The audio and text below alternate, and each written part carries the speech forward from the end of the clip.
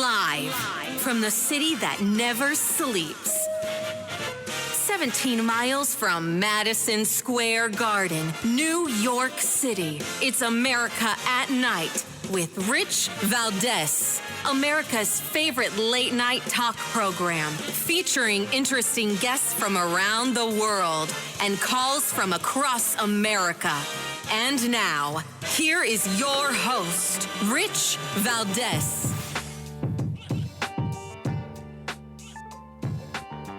Hi there, good evening, and what's up, America? I am Rich Valdez, Valdez with an S, at Rich Valdez on all of the social media. Give us a call, 833-4Valdez. I promise you, I am trying to learn that number, as I'm guessing many of you are. Or you could always call us on the Legacy line as well, 866-50-JIMBO. That's not going anywhere. And I want to welcome you to the Tuesday night edition. We still are hearing rumors that there will be a Twitter Spaces event, which is kind of like a big conference call with Elon Musk, where he's going to be interviewing Florida Governor Ron DeSantis, who's expected to announce that he's running for president. Now, again, you know, I've been very skeptical of a DeSantis run, not because I don't think he's any good and he can't win or anything like that, but because I just didn't think he'd do it. I thought he'd have his hands filled with what's going on with everything in Florida, right? I mean, he's got his hands full for sure. But I guess I will be wrong. Let's see what happens tomorrow, and we'll react to that when we get you that audio and whatnot. And we'll work on inviting Governor DeSantis on the show as well if he does, in fact, announce for president tomorrow. So that's that one. Now we've also got, what's his name here? Speaker McCarthy, who's now saying that the White House and the Republican conference are nowhere near a deal. That's a quote, with 9 days to go before the deadline. So we're going to see what happens with that one. Now, what else did we want to get to tonight? There's a few things I want to get to tonight.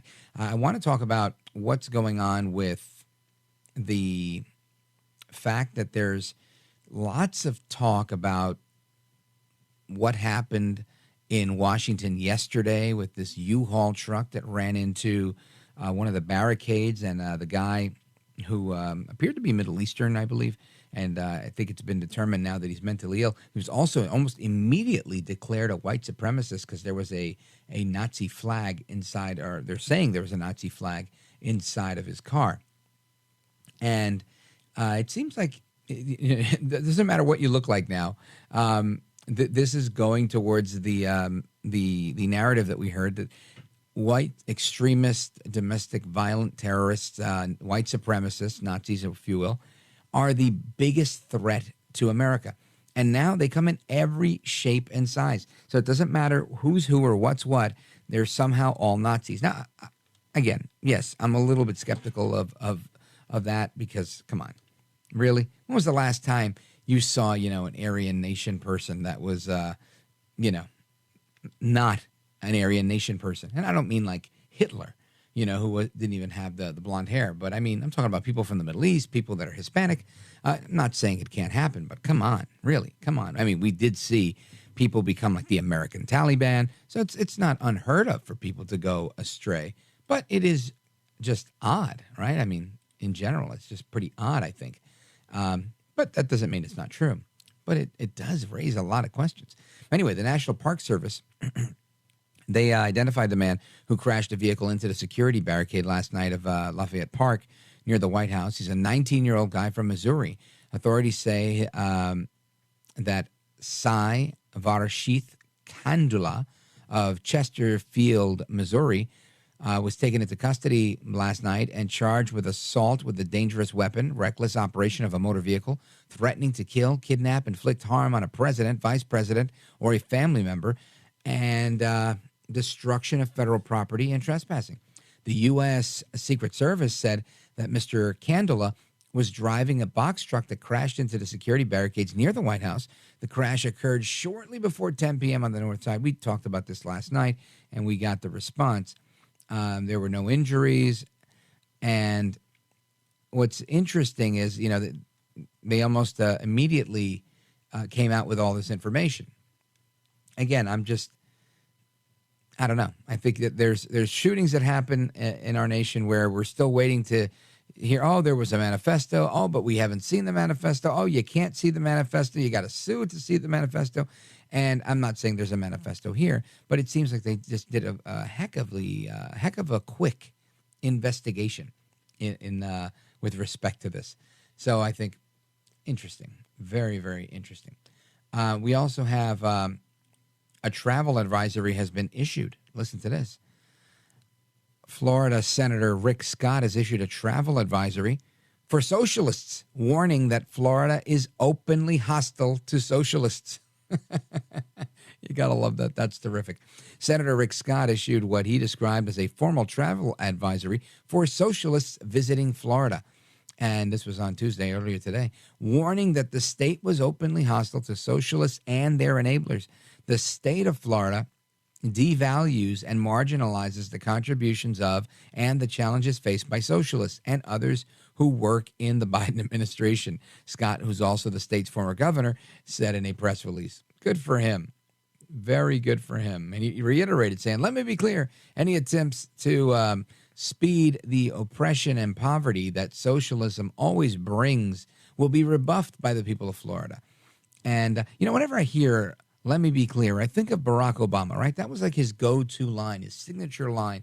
He'd give his speech and he'd get his applause line and he'd say, let me be clear. And that's all I ever remember him saying, let me be clear. And I can't say I miss that phrase, but whenever I hear it, it gives me a flashback to like the 2008, 2009, in particular, the financial crisis. So I don't know. Take that for whatever it's worth.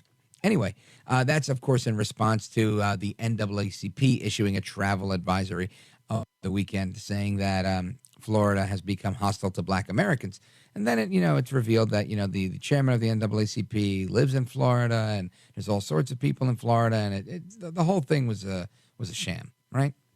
And it's just fascinating to me that these things happen all the time. And again, their board chairman lives there, not the president, the board chairman. Ridiculous to me that this is where we are. But this is where we are. So all these pressing issues. And that's why I think so much of this stuff is a distraction. It's really all it is. Just like when we have conversations around Ray Epps, right? A lot of people want to talk about Ray Epps. He was the guy that said, let's rush the Capitol, let's go there.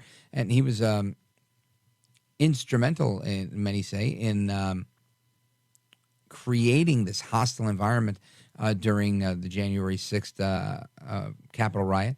But nobody knows anything about this guy, and it's been suggested by many, and it makes a lot of sense to me that the guy is an FBI informant working with the FBI, and that's why he hasn't been charged. There's been no trial. There's been nothing. What is going on at Ray Epps? I read something, and again, I have no way of verifying if it's true, but that Tucker Carlson, on his Fox News program, was doing a whole show on, or at least what his monologue dealt with, was Ray Epps the night that they pulled him without giving him any notice. So I don't know. We'll see how that pans out, and we'll bring in the expert who wrote the book on January 6th, Julie Kelly. She's scheduled to be with us tonight. So we're going to get to that and more straight ahead. Plus your calls, 844-4-VALDEZ, 833-4-VALDEZ. This is America at Night with Rich Valdez.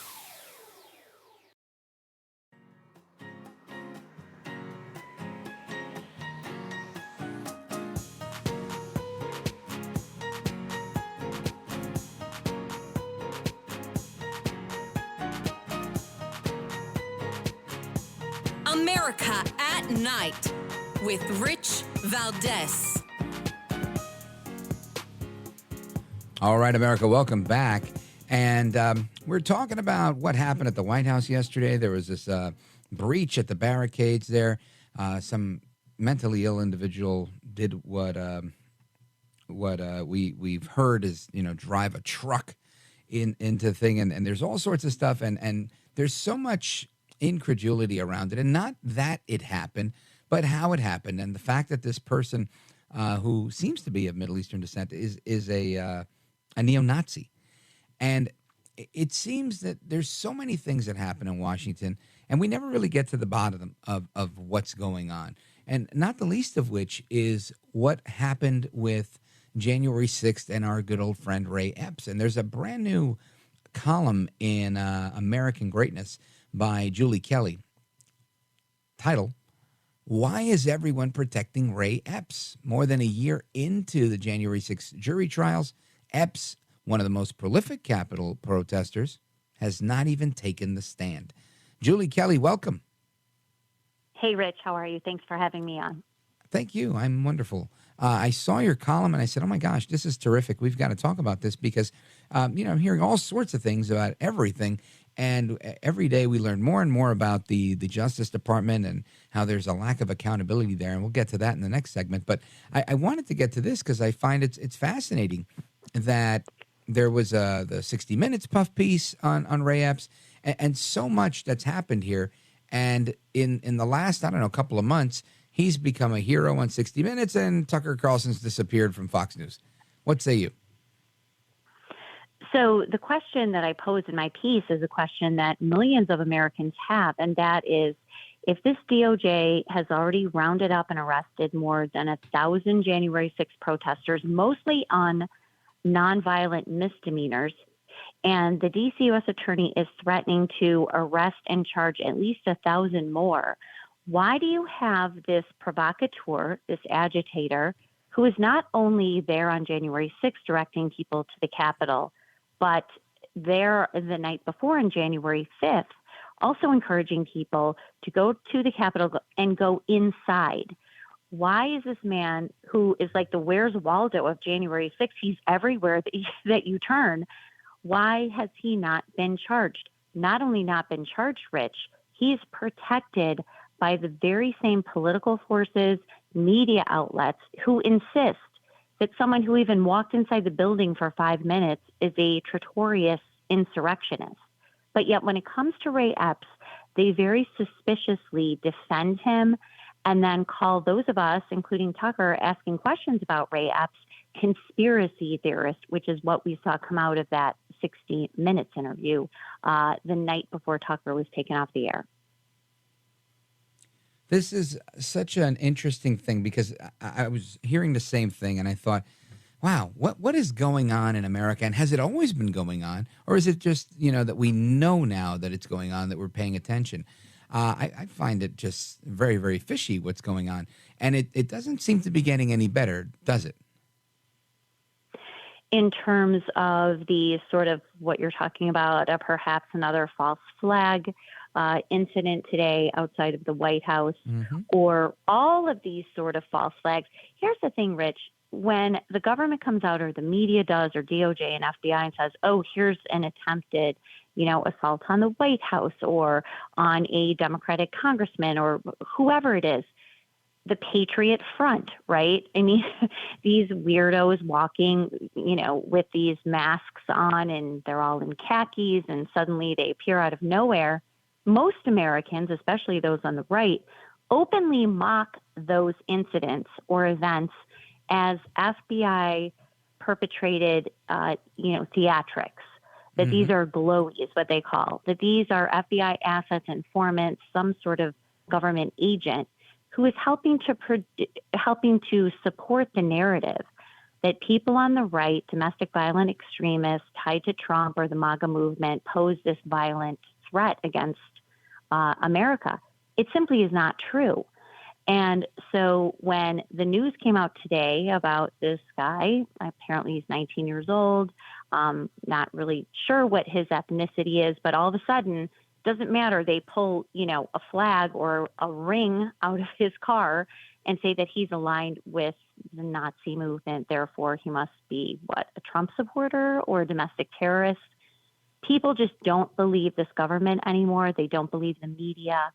And they are highly suspicious, and justifiably so, that agencies like the FBI are manufacturing, engineering, executing these false flag events to perpetuate a narrative that is destructive to Republicans and benefits the Democratic Party.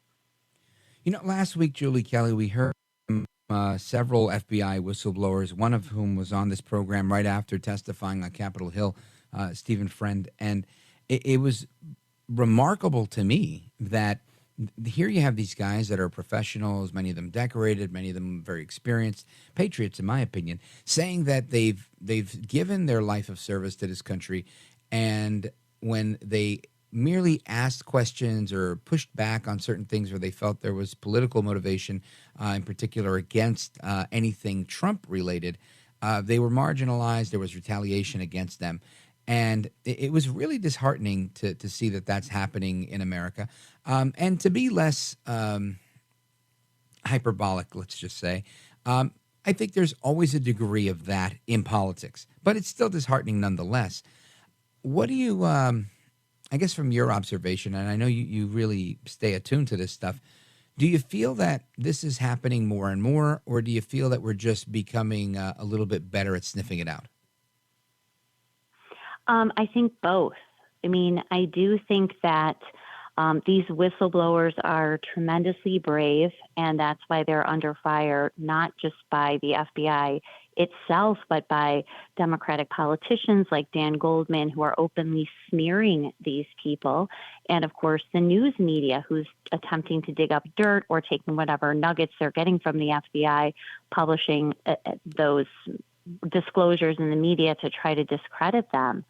But the American people, look, you had all these things happening last week, the Durham report, the whistleblowers coming forward, the news that the FBI is again violating Section 702 of the FISA law to spy on Americans, 20,000 or so who are tied to January 6th. Most Americans, especially almost everyone on the right, recognizes that the FBI is irredeemably corrupt and politicized. And so that's why now they're openly mocking things that are coming out of this FBI. And that's why people like Marjorie Taylor Greene demanding FBI Director Christopher Wray's impeachment. And I do think that's a good start. But this is permeated far deeper than just the 7th floor of the J. Edgar Hoover building in Washington, D.C. Unfortunately, this politicization and corruption has infected every FBI field office, and we saw this with the Whitmer Fednapping hoax more specifically. Unbelievable that this is even happening. Folks, let me just remind everybody, we're on with Julie Kelly. She's a writer and senior contributor at American Greatness. We're going to continue with her straight ahead. And Julie Kelly, when we come back, I'd like to touch on another piece that I saw that you wrote, and it discusses the accountability of the Justice Department. Will that ever happen? How it happens? And I think it's an important conversation for us to have, because I feel like we're not out of the woods, and I don't know if I'm being altruistic or naive, but I think if we have these conversations, perhaps we'll see some headway on those issues. But keep it locked right there. Stand by for a moment. We're going to come right back. Folks, I invite you to give us a call, 833-482-5337, 833-4-VALDES is the phone number. You can always chime in online on any of the social media platforms at Rich Valdez, and that's Valdez with an S. And we are coming right back. Don't move a muscle.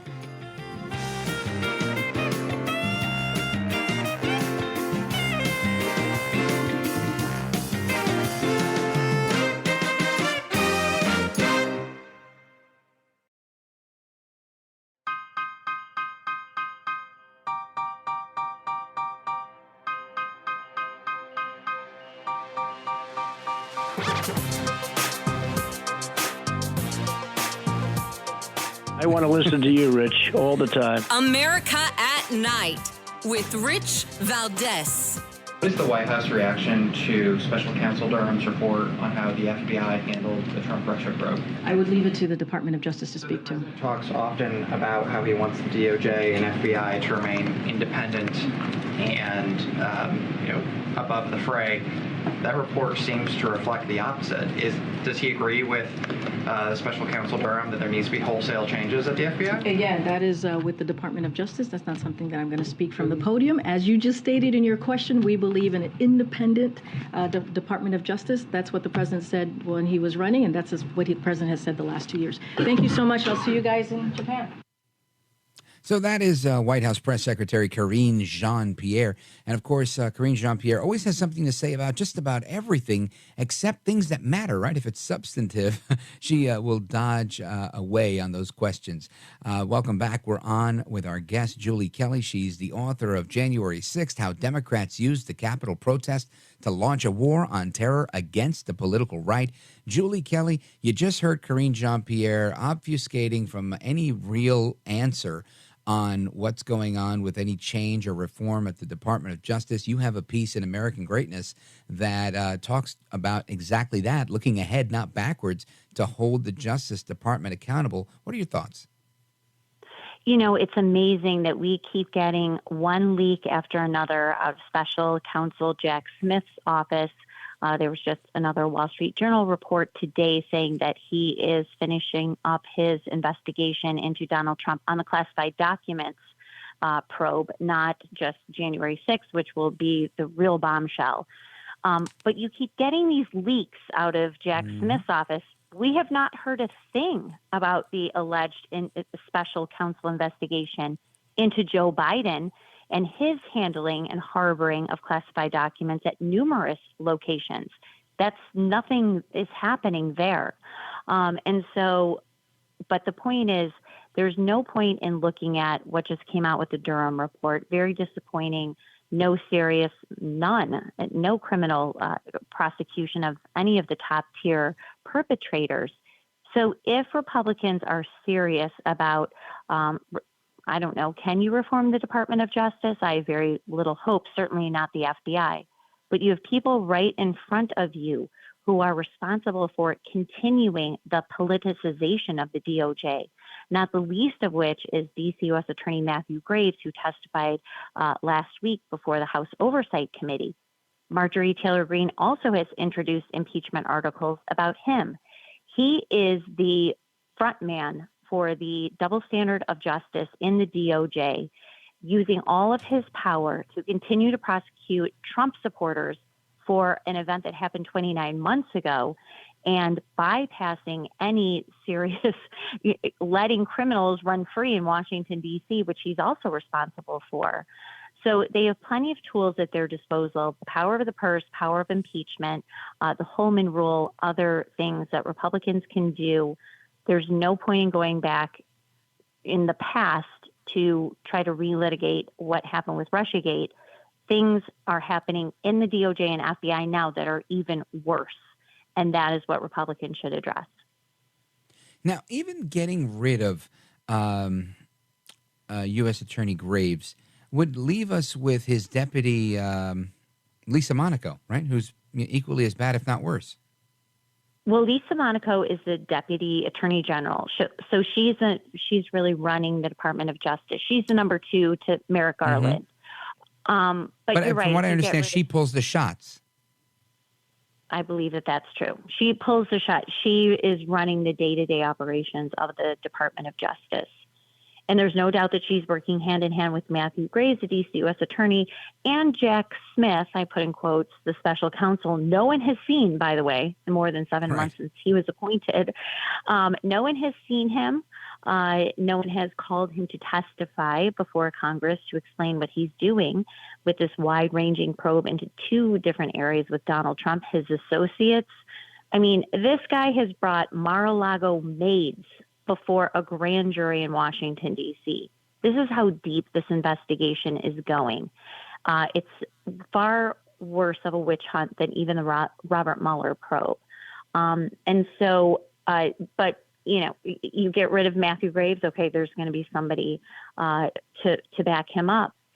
But that's when the power of the purse comes in. They should defund the D.C. U.S. Attorney's Office federally, the federal funds that go to that office.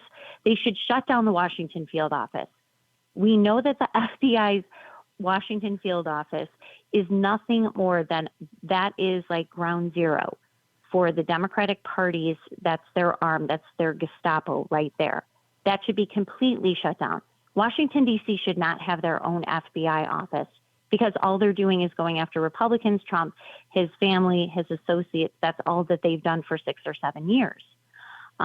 So that's where Republicans can get more aggressive in terms of holding this DOJ somewhat accountable until, hopefully there's a Republican president who could do a lot more. Julie Kelly, I think you raise a really good point because I think under most circumstances, if somebody were to say we should stop having a U.S. attorney's office in this state or this jurisdiction, it might sound odd. But after hearing the testimony of these FBI whistleblowers saying that everything was coming out of the Washington office and that hearing that Graves and Lisa Monaco are really the ones that are doing all of the dirty work for the administration, and it seems overtly political, it seems like that would be at least, one of the ways to stop it, if not just trying to expose the corruption. And it opens, I guess, the conversation for me to a place where I think, there's always going to be corruption as long as there's politics. And I think part of the job of every American and every person serving in government is to try to minimize or eradicate that. But I think what we've done is we've institutionalized this type of fraud or this type of power play. And it's become so prevalent in Washington that it's almost like that's what we do here, right? We're not really here to do what you think we do. We're just here to enforce, political power and pressure. And at least I feel like that's the case. What kind of sense do you get based on the reporting you've done? In terms of more pressure to take some action here, or in terms of, I guess the general sense of the DOJ and their role. I mean, I think that polls are showing that the American people, here's what's funny, even Democrats say that the FBI in some of these polls are an enforcement arm of the Democratic Party, but they're bragging about it. Right? They're happy that this right. FBI is working as the Democratic Party's personal police force. So they like that. But Republicans overwhelmingly view the FBI, especially in DOJ, as weaponized. Even independents do. So where do we go from here? You cannot have the nation's most powerful law enforcement and investigative agency, the Department of Justice, has a $40 billion budget. Part of that goes to the FBI, which is now close to $12 billion a year. That is not the sort of federal bloat that should be handed over unaccountable to these departments that have so much authority when it comes to choosing who and where and what crimes to prosecute. This is out of control spending. It is out of control weaponization of law enforcement and these powerful agencies. And so the American people, I think, now recognize that and want something done. That's certainly the truth with Republicans, because now you don't just have top political officials who are being caught in the crosshairs. You have, law-abiding, for the most part, American citizens who did really nothing wrong on January 6th, who are being subjected to armed FBI raids, having their lives destroyed simply because they protested Joe Biden's election on January 6th. And this is not stopping. So, this is why our party, and you hear the base, and I hear it all the time, they want something done. And this is why you're out there doing what you do, and you do it really well. Folks, we're on with Julie Kelly. She is a senior correspondent at American Greatness. Make sure you check her out on Twitter at JulieKelly2. And you also want to make sure you check out her book, January 6th, How Democrats Used the Capitol Protest to Launch a War on Terror Against the Political Right. Julie Kelly, I want to thank you for your time and staying up late. I really appreciate it. Thanks for having me on, Rich. You bet. All right, folks, more to come straight ahead. Your calls and more right after this. This is America at Night with Rich Valdez. Call now, 833-4-VALDEZ. That's That's 833-482-5337. 833-4-VALDEZ. That's Valdez with an S.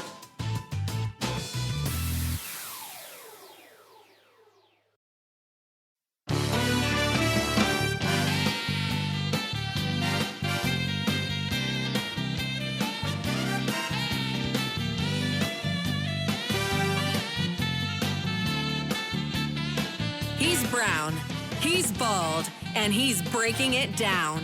It's America at Night with Rich Valdez.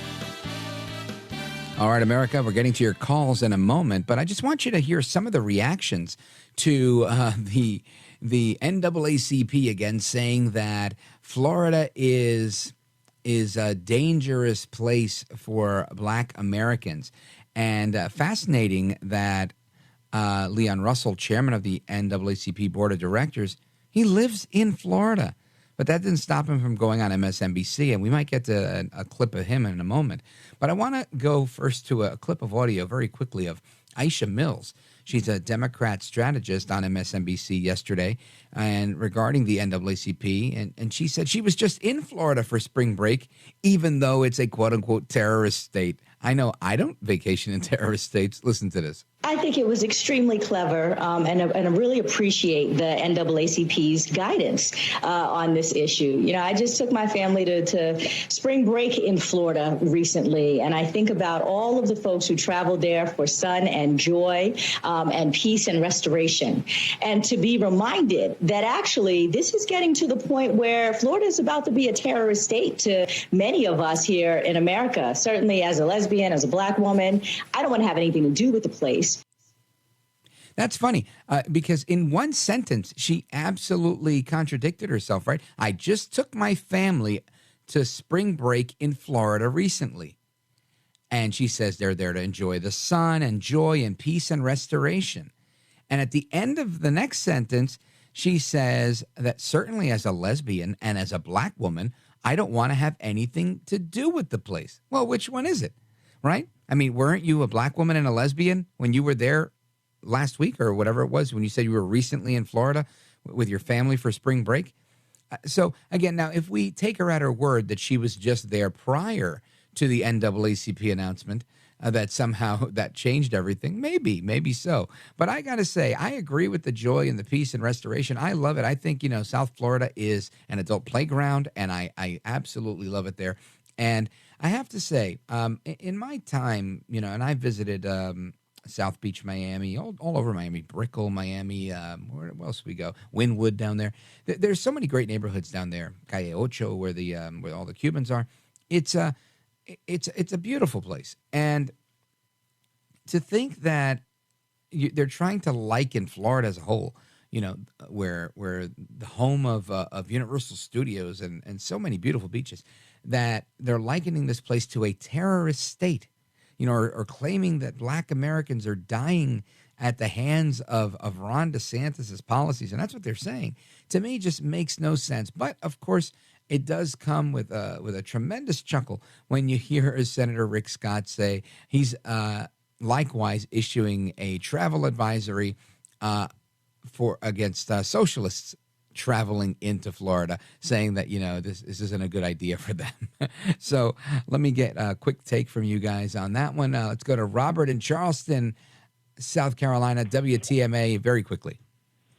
Yes. Hi, Rich.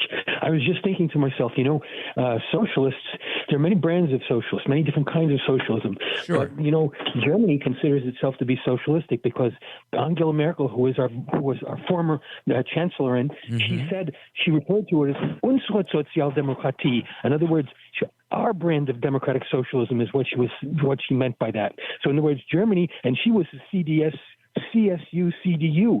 So in other words, she was on the right side, so to say. ABC. I'm sorry, go ahead. Yes. No, I don't know that anybody knows what all those letters mean, but I'm trying to figure out your point. So you're saying Angela Merkel is not going to be going to Florida? According to what they just issued a travel advisory for people who consider themselves to be socialists, Sozialdemokratie, democratic socialist. Yeah. Well, again, it's an advisor just saying she may not enjoy herself if she enjoys a Democrat socialist style of government. But thank you for your call, Robert. Very enlightening. All the fancy German words. Always nice to hear some German on the radio at night. And I don't know any German. Otherwise, I would flex my own German skills. But we're going to take the rest of your calls and continue our conversations straight ahead. Don't go anywhere. Our phone number, 833-482-5337, 833-4-VALDEZ. This is America at Night with Rich Valdez.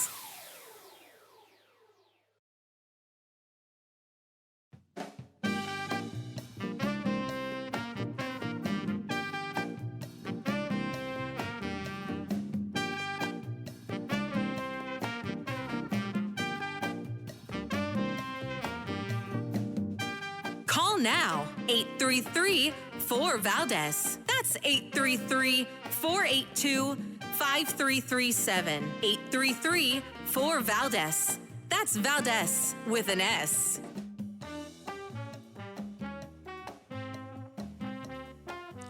All right, America, welcome back. And there's a continued cavalcade of people coming through the border. And we're going to get into that a little bit later. There's a story that I wanted to share very quickly, if I could find it here. But it was from Bob Menendez, Senator Bob Menendez, who was basically saying that the F-35s are coming. And I don't know if that's actually going to happen. I mean, Biden said the same thing the other day, or at least that they were going to start the training. But I don't know. You know, the question is, I don't know. I don't know where we go with that. We're going to have a discussion on that tomorrow to see what's going on. But U.S. Senator Robert Menendez, Robert Menendez, that's Bob Menendez, because his son is now a congressman, and he goes by Rob Menendez, so I don't want to confuse the two. U.S. Senator Bob Menendez, chairman of the Senate Foreign Relations Committee, said over the weekend that the F-35s are coming. Now, this is interesting because I know Biden only said or agreed to saying we're going to do training for people, but Menendez, who again is chair of the Foreign Relations Committee, said that the approvals for the acquisition of F-35 fighter jets by Greece have been given, so they are coming. So I guess maybe there'll be a deal with Greece. I'm guessing that they're somehow going to make their way to Ukraine. That's my take on this. He was speaking in New York, and he also said that things will be better after the elections, adding that Greek Prime Minister Kyriakos Mitsotakis is stressed that he's willing to meet with his Turkish counterpart. So things are moving all over the world, and Turkey has rejected the United States proposal to send the S-400s to Ukraine and demands the F-35 program compensation. So people are a little bit upset about that. Anyway, 833-4-VALDEZ is the number if you want to join us. Let's go to Richard from Jupiter, Florida, listening on 103.9. Go right ahead. Yes, I just believe that Mr. DeSantis needs to maybe take a step back and continue to lead Florida like he has been doing so well. I think the only person possibly that can bring this country back from the brink, like he's done before, is Donald Trump. Now, Richard, do you believe that if Trump wasn't running, that Ron DeSantis would be able to be a good president in the United States? Mr. It's a yes or no. We're going to hit the clock soon. Okay. I do not think that he can bring the country back from this corrupt Democratic Party like Donald Trump can. All right. Well, thank you for that. I appreciate your input. We'll talk about that a lot more in the third hour and as well as tomorrow following any potential announcement. Richard from Jupiter, thank you for your call. Big shout out to everybody listening on 103.9. And straight ahead, we're going to talk more about Menendez with a New Jersey legislator that says Menendez is up to no good.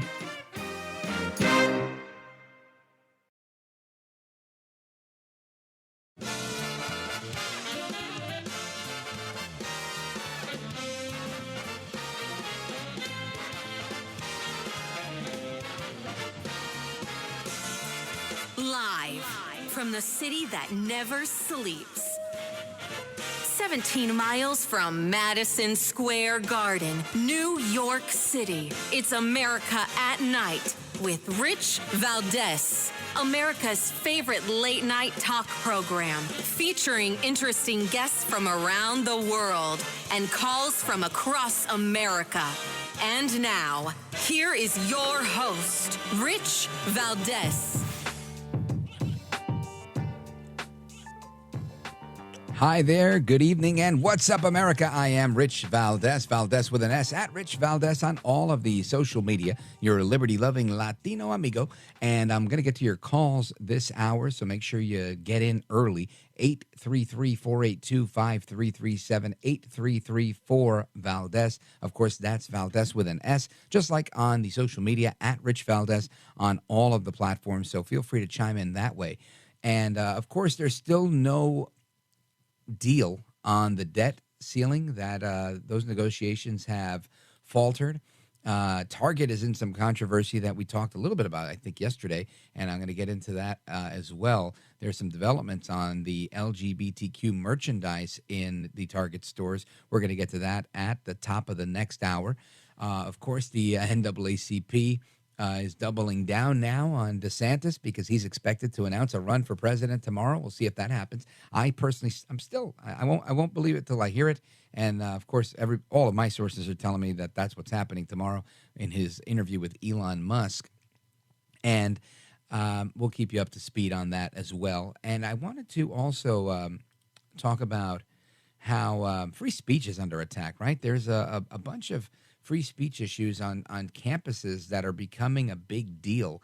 And it seems like nobody can say anything anymore, right? You know, Elon Musk got in trouble for calling a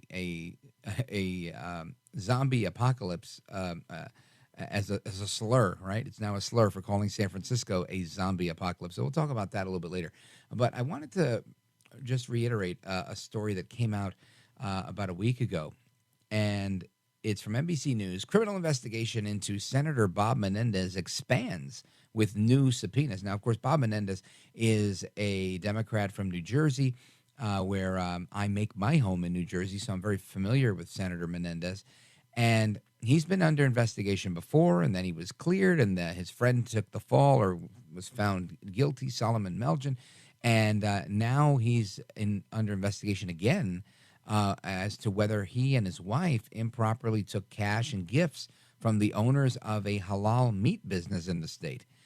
So here to help us understand what's going on with that and give us the scoop from New Jersey is my good friend, Assemblyman Robert Auth. Assemblyman, welcome. Well, congratulations on the show, Rich. Thanks for having me this evening. You bet, sir. So let's talk about what's going on with Senator Bob Menendez. Because it seems, you know, when this happened last time, right, there was this corruption probe.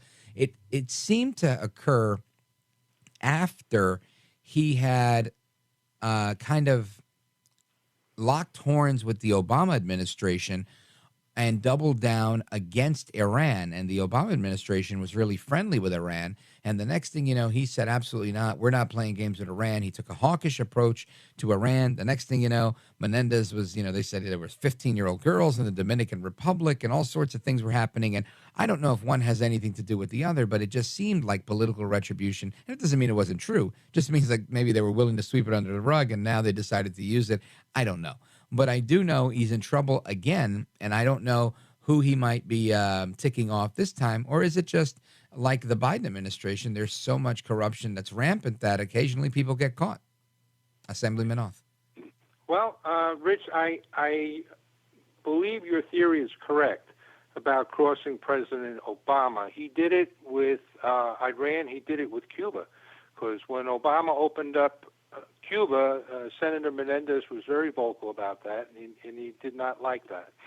And I think that upset President Obama. Now, this is more of a national view here, but I believe that President Obama is actively working in the background on a lot of these things. He's still in Washington, which is very unusual for presidents, ex-presidents, to usually kind of go off and stay out of the picture. This is not the case for President Obama. He's actively involved in campaigns. He's actively involved in raising funds. He's doing all these things. So I would not put it past him to have had his friends in the Department of Justice decide that they wanted to go after Senator Menendez again. And I'm not saying that it's not right that they're doing it, because apparently this seems to be systemic with him. In his first round with the Department of Justice, one of the things he did for his friend Dr. Melgen was he advocated before federal agencies on behalf of a company called ICSSI, and it was a port security service company owned by Dr. Melgen. Now, Dr. Melgen really didn't have any expertise in port security, but he was getting this advocacy on his behalf by Senator Menendez to ensure that he would be the only one involved in that particular aspect of the port work. So he had a monopoly. And he went so far as to say, look, if you guys don't help him out, I'm going to make sure that there's all sorts of hearings being held.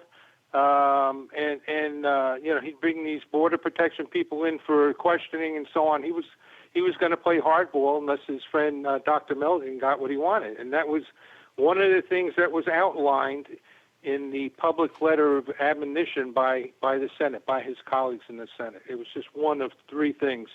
But now we have a situation where prior to, this was reported in the Wall Street Journal, prior to this change that took place back in 2019, I believe, there were 4 or 5 different companies that made sure that all the meat exported from the United States had the halal seal on it, and they divvied it out amongst several companies. Everybody got a little piece of the action. Then all of a sudden that stopped, and it was given to one company who had no prior experience in being a halal certified company. So again, these people are friendly with Senator Menendez's wife, and apparently they're suggesting in the Wall Street Journal article that there were gifts given, and now it's the Southern District Attorney of New York that's prosecuting this, and they seem to feel that the fact that it's not being done in New Jersey may have a different consequence for him if he goes in front of a jury this time. So I guess making the case that in New Jersey he might have a level of popularity that may have helped him to skirt justice. Exactly. Well, that's one thing. Now, the other thing, of course, is that trial was in Newark, and the senator has a reputation of playing hardball. He's got a black book. He remembers people that cross him, and he mentioned that specifically when he was when it was declared a mistrial in Newark. He came out of the courthouse and said, "I know who did this to me, and I'm going to get you," and to those words. So he made it very clear. If you cross him, you're going to have a problem. And so that's the way he plays. He plays Hudson County politics, as you know, and that's pretty hard ball. Now, I just want to reiterate for the audience, Hudson County, New Jersey is probably home to some of the most corrupt politics ever. Matter of fact, I remember in 2005, I was dabbling with a run for state office, and I remember meeting someone who told me that they had taken a course at UCLA called Hudson County Politics, and it taught them about how Democrats were amassing power by using policy, and it was taught as kind of like a positive thing. They thought, this is amazing. What they do is they become mayor, and then they also become a state legislator, and sometimes they can even get a third job, so they go from double dipping to triple dipping, therefore kind of locking down everything, every dollar and every piece of power they can in a particular district. And that was illegal in New Jersey, double dippers and triple dippers, up until the Christie administration when they put forward some legislation to stop that. But it didn't stop it for anybody who was currently doing it. all the Democrats that were doing it, and I think they were all Democrats at the time, were allowed to be grandfathered to continue doing it as long as nobody new could do it. and that's how things go in New Jersey. Assemblyman Robert Auth is our guest. We're coming back to him momentarily to continue discussing what's going on in New Jersey. Will Chris Christie run for president? And so much more on this corruption probe into Senator Bob Menendez. Don't go anywhere. We're coming right back. This is America at Night with Rich Valdez.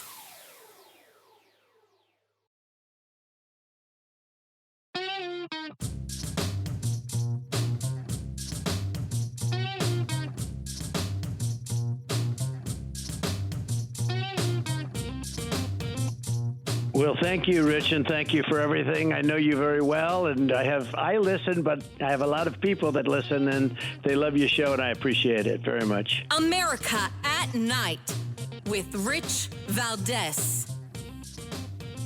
All right, America, welcome back. Again, our phone number, 833-4-VALDEZ, 833-482-5337. Our guest, New Jersey State Assemblyman Robert Auth. Bob Auth is a legislator, has a history of service in state government. As you guys know, I served in the Christie administration, and I am going to get into some 2024 politics momentarily with Assemblyman Auth. But I want to wrap up on this Menendez probe and how these new subpoenas that were issued with this halal meat business debacle that he may be embroiled in. Assemblyman, tell us where you think this ends up, and does Menendez get away from this? Does he beat this? Does this tank him? What's your thought? I was looking at the state party leader for the Democrats, Leroy Jones. He's a pretty sage guy, and he felt that they would be able to get through this. People have become accustomed to Senator Menendez's integrity being questioned with some regularity. And people in New Jersey, I think this is coming out early as a preventative measure to inoculate the public to this, so that when he runs next year, they're already, that's old news, and then they're not really going to be affected by it. I think that's probably the end result of that, and he may or may not get convicted. That I couldn't guess on, but I know from a political standpoint, this is probably a smart thing to do, to let this stuff out early, so people have a chance to digest it and then lose their memory on it, because people's memory in politics is very short in New Jersey, national, nationwide too. Yeah, exactly. That's for sure. But I will tell you one thing: there is a downside to this. He had to run in a primary last time, and a virtual unknown came in. And I don't remember the numbers, but it was a surprisingly close primary compared to she had no campaign whatsoever. This time there's a mayor from Roselle Park. His name is Joseph Signorello, and he's going to run against Bob Menendez in a primary this time out. So people are saying it's a stunt, but not necessarily. Things happen sometimes. And put your name on the ballot, you never know what's happening. Yeah, and when you're in a primary, you take shots, right? It softens you up, whether you like it or not. The other thing is, too, you don't forget there's a lot of nepotism in Hudson County. Bob Menendez Sr., the senator, made sure his son got districted into a district where he could have his son become a congressman. There are a lot of people that were disenfranchised in the Hudson County Democrat organization that are upset about that. They've been carrying water for a long time, and they felt like it was waiting someone their else's turn for the coronation. Yeah, I missed it, but apparently they say he's very popular now. I'm not sure. I don't know too much about his son. Yeah, nor do I. Now, let's switch gears a little bit, and let's go to 2024 politics. We've got Trump that came in early in the race. Then there's speculation that DeSantis announces tomorrow on the Republican side. Then there's, there's Asa Hutchinson, there's Larry Elder, there's Vivek Ramaswamy, and there's Tim Scott. On the Republican side, What do you make of this? And do you think former New Jersey Governor Chris Christie throws his hat in the ring? Wow. Well, for full disclosure, I've been an early Trump supporter back in 2016. I like the president. However, it's true that you were one of the first Republicans in New Jersey, I know, to jump on the Trump train, as I remember it. That's correct. And I was being laughed at, and I just kept telling him I'm going to have the last laugh. And I did, and I didn't do that before Governor Christie was running. When Governor Christie was running, you worked for him. I campaigned for him when he ran, and we really needed help in Jersey, and he was a real breath of fresh air for us. It's such a liberal state. He came in and really did a great job. And despite what the news tries to portray about him, if you're a solid Republican and you're doing a good job, they're doing everything they can to knock you down. They never gave him a piece of positive press. But that's true. I worked for him in New Hampshire, but then when he didn't get the results he was looking for, I endorsed President Trump right away. Now, this is kind of tough for me because just like you work for him. I campaigned for him. I was in the legislature when he was the governor. I love the guy, and it's really tough to make a decision. He hasn't announced yet, so right now I'm supporting President Trump. Now, do you expect Governor Christie to make an announcement anytime soon, or is he just, waiting in the wings to see how this goes, or what's your sense? He's sure acting like he's going to do it. I don't know. I'm sure he's got to be doing some polling, and from everything I've read, the polling doesn't look that good, but it's so early in the game, anything could happen. I think if Governor DeSantis gets in, it may make it a little bit more difficult for him to do that. I know he's been going after President Trump, pretty much the leader of the pack, but if for some reason President Trump doesn't make it, I'm thinking to myself, Governor DeSantis is probably going to be the next guy who gets or garners the most votes from a Republican primary. Now, Assemblyman, let me ask you quickly before we run out of time and the music kicks in. There's a primary against Menendez. Your term is 2 years as a state assemblyman. Have you put any thought into running for higher office and maybe challenging Menendez? Well, it would be a pretty big hurdle to overcome. New Jersey has probably 1 million more Democrats than Republicans. So the question is, are there enough Democrats that are going to be disenchanted with Biden because the president's going to be running in that cycle too, that would swing over to a Republican in New Jersey, and then would that candidate have coattails? That's right. One of the questions. And I think it's incumbent to go into the field with a poll to find out where New Jerseyans are standing right now. I think the Latin community, who he purports to represent, has been underrepresented by him. He hasn't done anything for him. Yeah, well, we'll leave it there. Bob Auth, thank you for joining us tonight. I appreciate it, sir. Thank you. Thank you, Rich. You bet. My pleasure. God bless. All right, folks, more to come straight ahead. We're going to continue our dialogue, and we're going to find out what's going on with free speech. Don't go anywhere.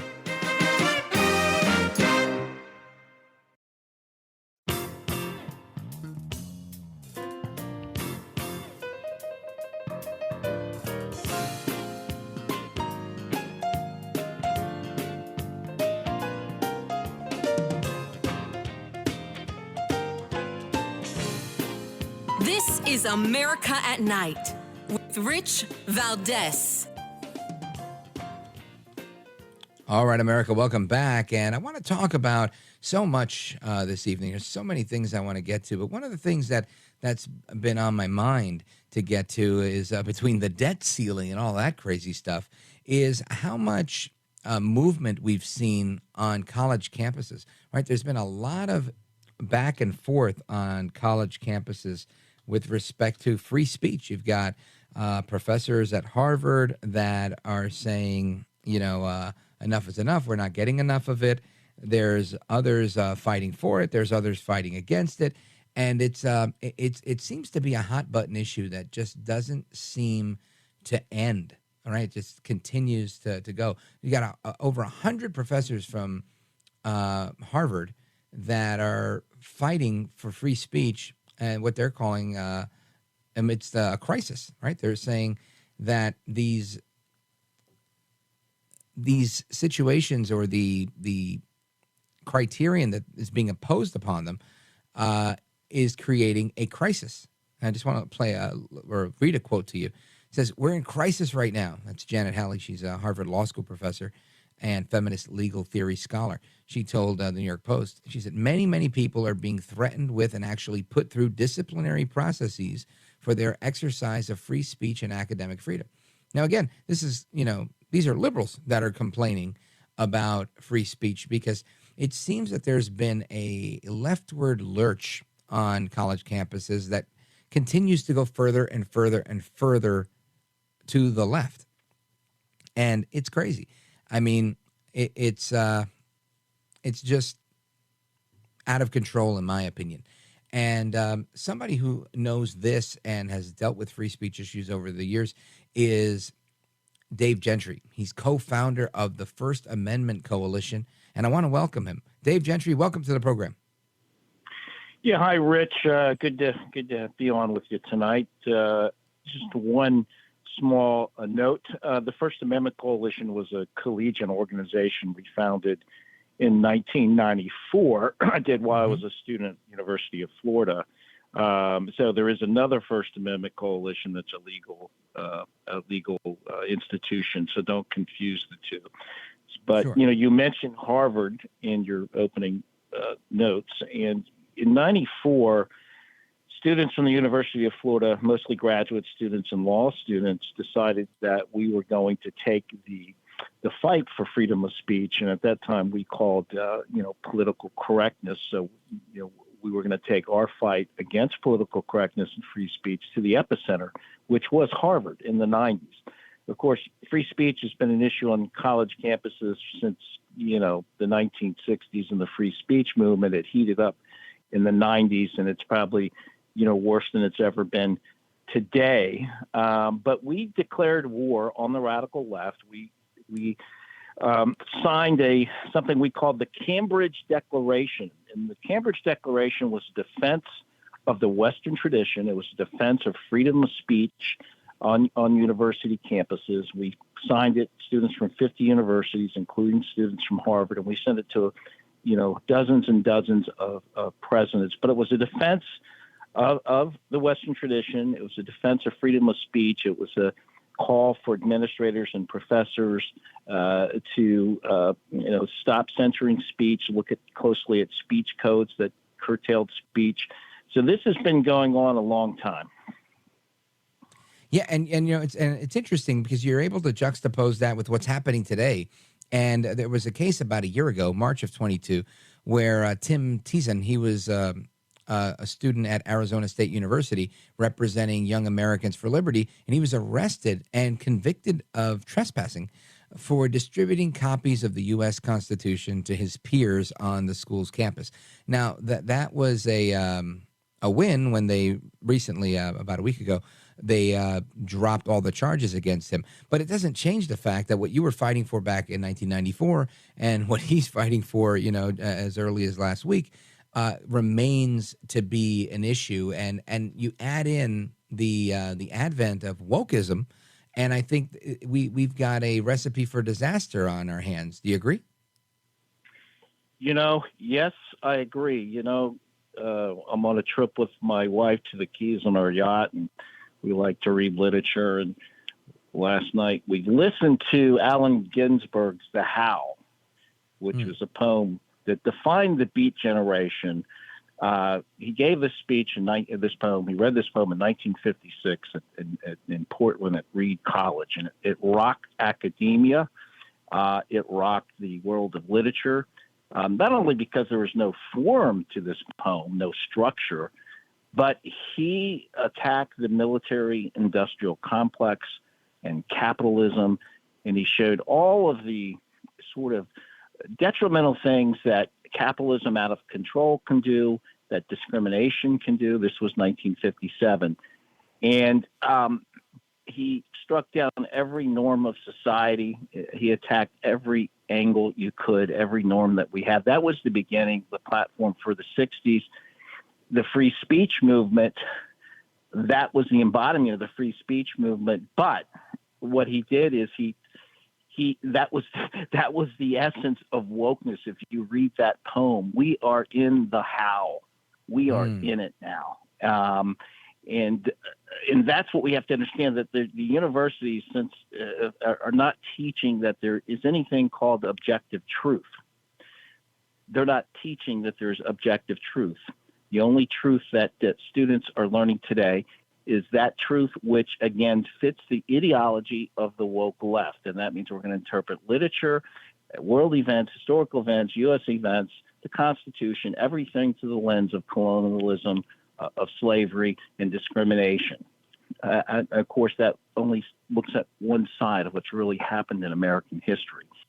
And so this is the extreme. This is, I want to say I'm a man and I'm really a woman, or I'm a man and I want to say that I'm a woman. Then it gives me the right to participate in female sports. It gives me the right to use the female bathrooms, even though biologically I'm man. It's the total breakdown of truth. So biology doesn't apply, logic doesn't apply. It's their truth and their truth only, and they'll do whatever they can to indoctrinate and inculcate.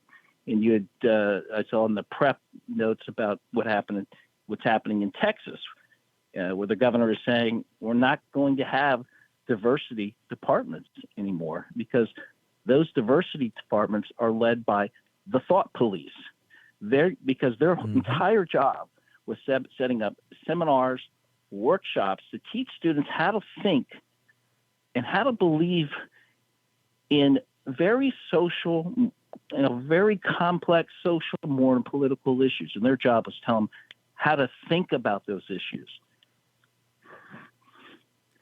Yeah, this is so fascinating to me that I feel like we've been through so much of this before. And as you describe Ginsburg's the how, I wonder, how do we get out of this how?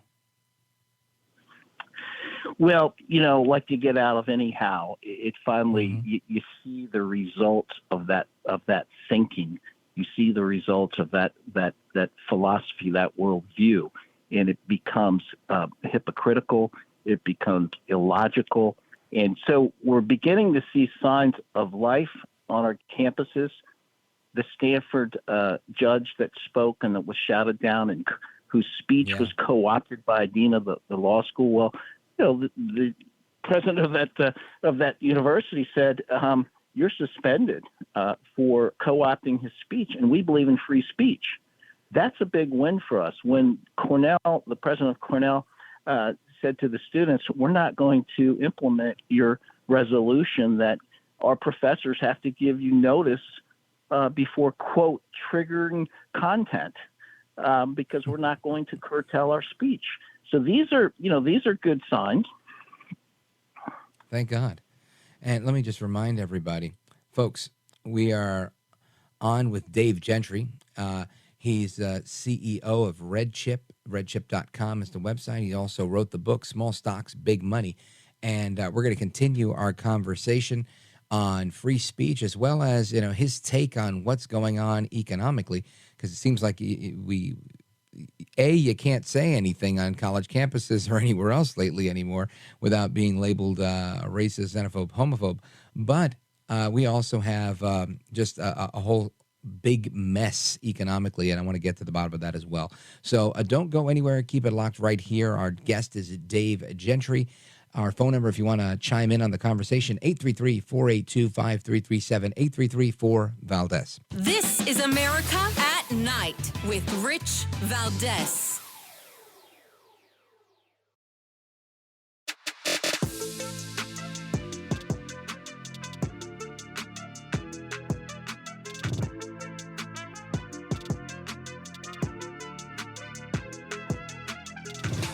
This is America. This is Night. This is Rich Valdez. McCarthy said yesterday in front of the White House that the reason why we are in this problem is because every time Democrats wanted to make a deal, they wanted to make a deal about spending more money. So do you agree with Speaker McCarthy that Democrats have a spending problem? No. To it. No, to it. Look, I'll say this: the president's budget reduces the deficit, as you know, by nearly $3 trillion over 10 years. Right? This is a president that believes in dealing with the deficit in a real way. That's on top of the $1.7 trillion that the president has been able to reduce the deficit the last 2 years. So the president takes this very seriously. The president takes it so seriously, he's spending like nobody's ever spent before. Dave Gentry is our guest. He's the CEO of redchip.com. Dave Gentry, what is your initial reaction to hearing the White House press secretary, Karine Jean-Pierre, say that President Biden's taking this seriously? In my humble opinion, I don't think he is. What say you? Well, no, he's not taking it seriously. Look, we've got $31 trillion in debt, and the Republicans want to reduce the government programs by 18% over 10 years before they raise the debt ceiling. And, of course, the Democrats obviously do not want that. They would prefer to raise taxes. So I do think ultimately this gets done by June 1st. It typically does. Right. And ideally avoiding any shutdowns. And it seems to me, and maybe, you tell me what your thoughts are, but I feel like they've kind of avoided there was a lot of really hot rhetoric early on. There's going to be a default. There's this and that. I think as of yesterday, the president's statement said, we don't agree on anything, but we've agreed that we're not going to default. I thought that was a good step forward. Do you agree, or do you think it's just more of the same? Look, it's more the same, but it's also a step forward. As I said, they'll reach some agreement by June 1st. If not, they'll extend it for a week or two, but they'll get it done ultimately. I do find it interesting that Trump said in the CNN interview recently that that eventually they're going to default anyway, is what he says, and we cannot sustain this borrowing rate. 31 trillion, and our grandchildren will pay for this. And ultimately, there has to be a real balancing act here, and spending has to get under control. But look, they'll have to make a deal, and they will. Now, it's interesting you brought that up, because I thought it was really interesting when Trump said that as well. But my take on it, again, I looked at it through a political lens, thinking that's Trump, doing the takeaway, saying, look, we're going to default no matter what. So you might as well do it now, to kind of like, walk away. Here's the pen you sign. You do what you got to do. I thought it was a negotiation tactic. But it seems you've taken it in a more literal sense, which, of course, it is. That is the inevitable, right? We do have an unsustainable system. And unless there's some major reform, we're headed in the wrong direction. What do you think really does happen? I mean, nobody has a crystal ball, obviously, but do you think we do end up in default? Do you think that the dollar continues to take a hit? What does it look like to you? No, I think they reach an agreement by June 1st. There'll probably be some combination of cuts to government programs, and there'll be probably, unfortunately, perhaps some tax increases. I think they get it done, the dollar recovers, and, we move on. If for some crazy reason they don't, obviously we'll have a major downgrade in our credit rating, increased borrowing costs for businesses and homeowners, and a big drop-off in consumer confidence. So that could hurt the stock market. Again, there are some economists already calling for a recession. And there are some indicators there. Retail sales have not grown in the estimate that they thought they would last quarter. And I think this quarter, it's potentially we could still dip into a recession, but we recover, hopefully, in the first quarter of 2024 if that happens. And Dave Gentry, before we wrap up, let everybody know the type of work that you guys do at redchip.com. Well, there's a couple things. The Red Chip is an investor relations firm. We represent multiple small cap companies, some market caps from $2 billion down to 50 or to even 20 million, and we are the mouthpiece to the investment communities for these companies. We also have a publication called the Gentry Report, where you can find at thegentryReport.com. Comes out weekly on Thursdays at noon. This is a publication that is at the intersection of finance, science, technology, art, literature, music. We provide sort of a cornucopia of ideas and about our culture and our world. And hopefully your viewers would find it interesting. All right, check it out. And just repeat the website for them one more time for the Gentry Report. Gentry Report. The GentryReport.com comes up weekly, every Thursday at noon. Outstanding. Check out the GentryReport.com. I'm taking a look at it now, and you've got a mix of everything. You've got a little weed on here. What type of pot is going on? You've got everything. It's a real cornucopia, like you said. I'm looking forward to checking it out myself. Science, technology, finance, art, history, literature, and health. Yeah. It's smack dab in the middle. I couldn't miss it.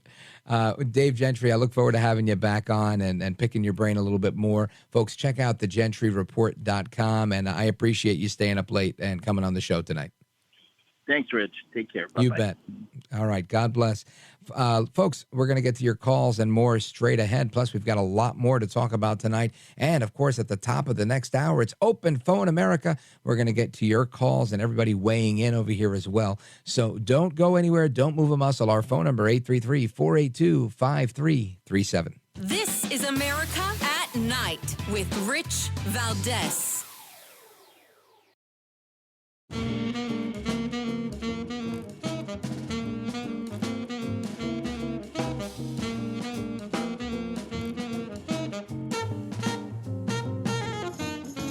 Call now, 833-4-VALDEZ. That's 833-482-5337. 833-4-VALDEZ. That's Valdez with an S. All right, America, welcome back. And there's a story that's been bubbling up to the surface for the last over the last week. And let's see here. So the first part of the story is that Target took emergency action to avoid a potential Bud Light scenario and removed what they were advertising as tuck-friendly women's swimwear and LGBTQ products from display in southern stores as the CEO is defending the line. Right, so it's a interesting way that they're approaching this, right? It's in a very binary way. Target's CEO defended the company's controversial tuck-friendly clothing line. Now, just to be clear, this is one-piece women's bathing suits that are designed for men with male genitalia to wear and hide the male genitalia in a maneuver called a tuck, to tuck it away. So this is now being sold in Target for children. And there was outrage over that over the weekend. People were saying this is not good. But Brian Cornell, the CEO, he says, no, don't worry. We still love the line, but we're just not going to sell it in the South. And this is how they're avoiding their potential Bud Light scenario. We're going to continue that conversation with your phone calls and more. 833-4-VALDEZ, 833-482-5337. Open Phone America starts right now. Don't move a muscle.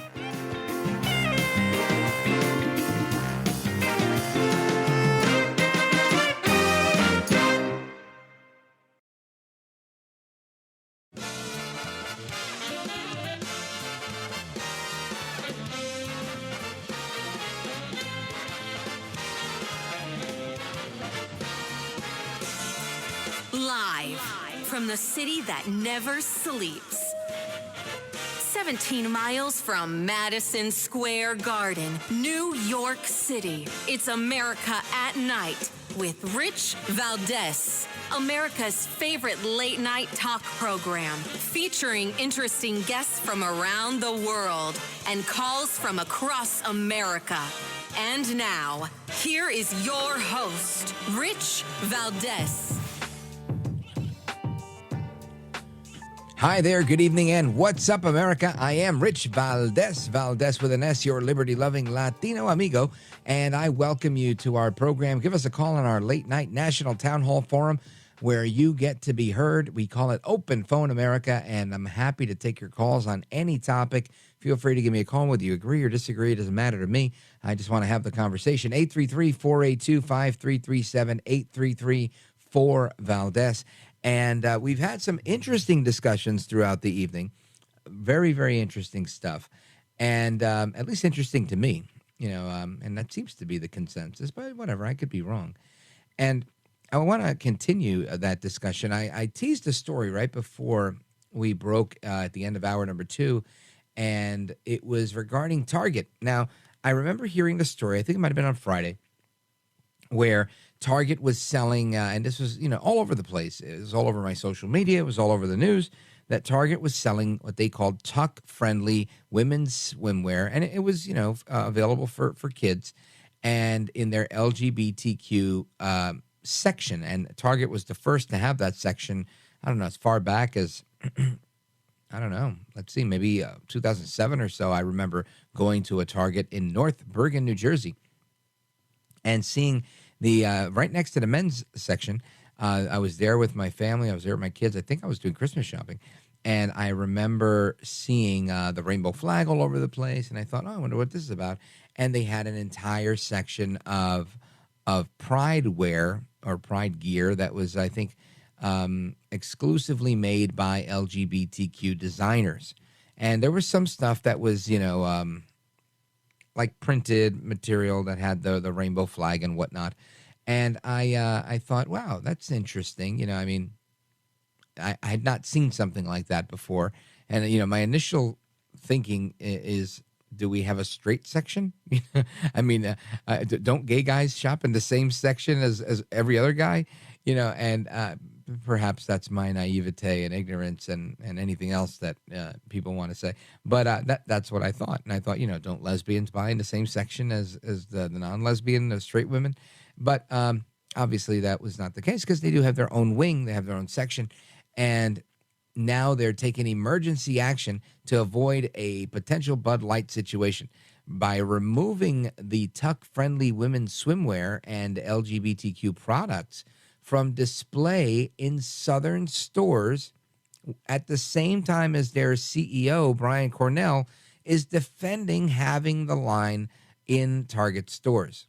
So Target CEO has defended the company's controversial tuck-friendly female swimwear line, insisting the woke product rollout will be a success.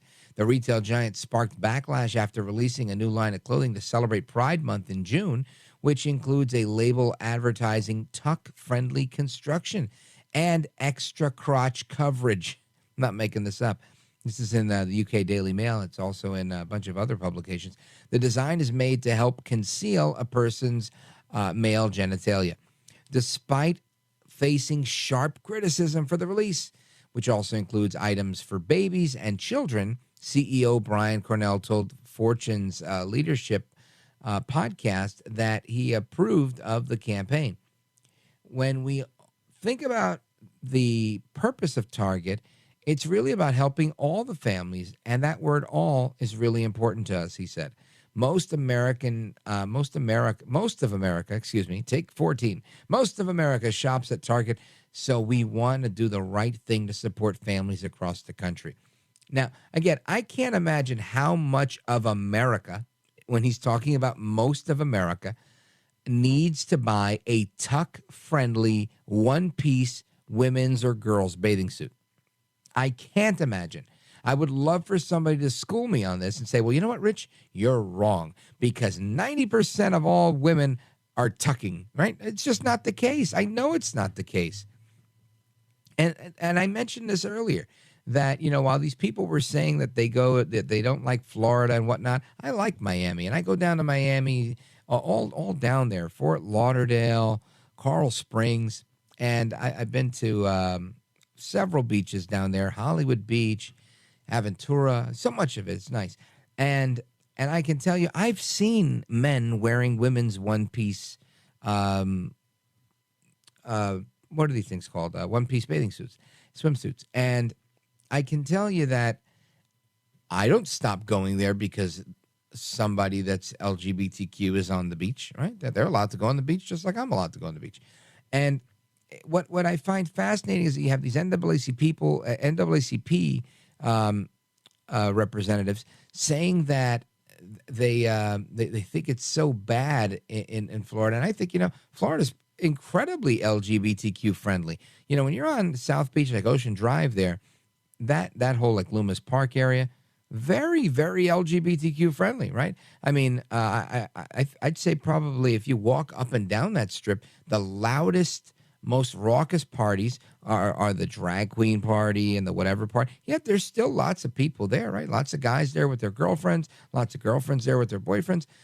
It seems to be like everybody gets along, and I don't see a ton of people with these types of bathing suits on, but I can't imagine that you need an entire section. And great, if it's a novelty, a specialty, you want to carry it, it's your store. Do whatever you want. But it seems that people are concerned, and Target's concerned about a potential Bud Light scenario where I can tell you, I went somewhere the other day, somebody made a joke about something, and they said, that's because you're drinking too much Bud Light. And it was very funny, that punchline. I probably can't share the joke here. It was probably less than appropriate for radio. But you can put two and two together and figure out that, Bud Light has literally become the butt of jokes. So tuck-friendly construction, right? Anyway, it goes on.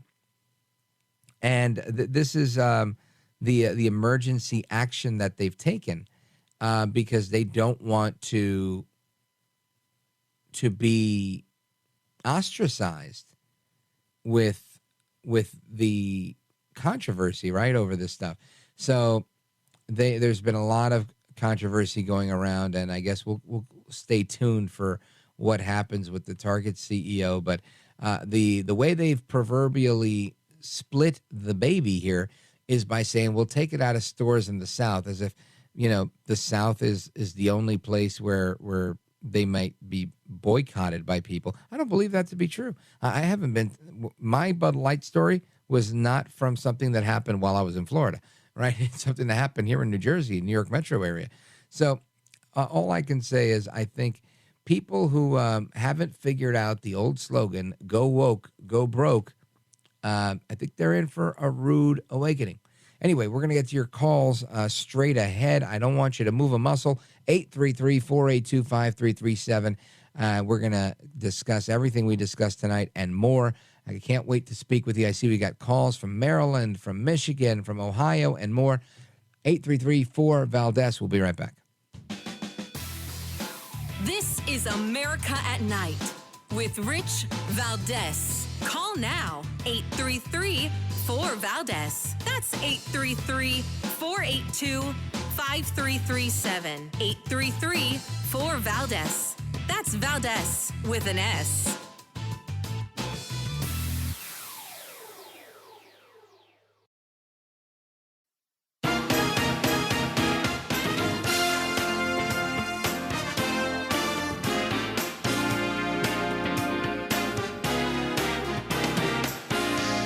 Rich Valdez, who again will do a fine job, and I know you'll enjoy listening to him. This is America at Night with Rich Valdez.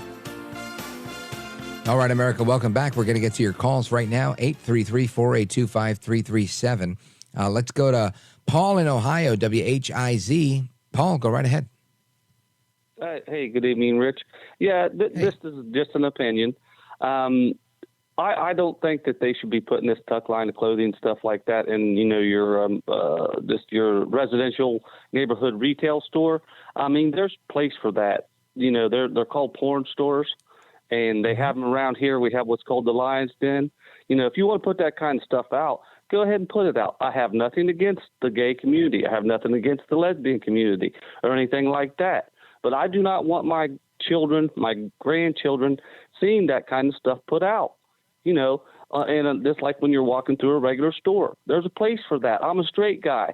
I don't ask you, to promote my straightness. If you don't like me because I'm straight, fine. But I have no problem with that community. But I do not feel that it's the right thing to do in the local stores as far as my religion and how I feel about people that are gay, people that are straight. There's places for that. Don't push it on me. I don't push mine on you. Then that's the way I feel about that, Rich. Paul, I share a very similar sentiment as to what you just shared with all of America. And I remember telling somebody that once, and they said, what do you mean you don't push yourself on me? Don't you feel that every single television show, book, magazine cover, X, Y, and Z has promoted whatever?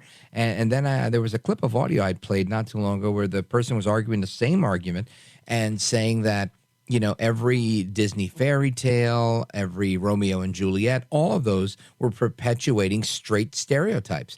And that if that wasn't a massive brainwashing of straightness, they didn't know what was. And I thought to myself, holy cow, hold on a second.